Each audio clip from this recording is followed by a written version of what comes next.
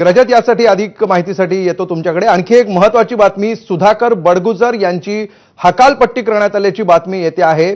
या क्षणी नाशिकमधून मोठी राजकीय अपडेट, सुधाकर बडगुजर यांची पक्षातून हकालपट्टी करण्यात आलेली आहे।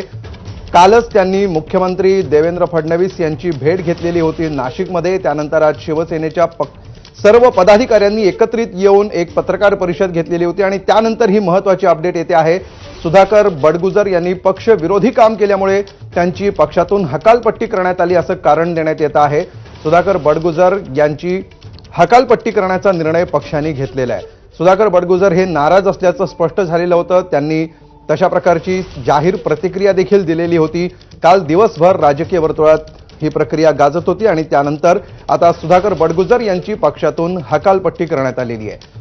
नाशिकमधली ही अत्यंत महत्त्वाची घडामोड। अधिक माहिती घेऊया, आमचे प्रतिनिधी मुकुल कुलकर्णी सध्या आपल्या सोबत आहेत। मुकुल, ही अत्यंत महत्त्वाचा निर्णय हा शिवसेना उद्धव बाळासाहेब ठाकरे पक्षाने घेतलेला आहे। सुधाकर बडगुजर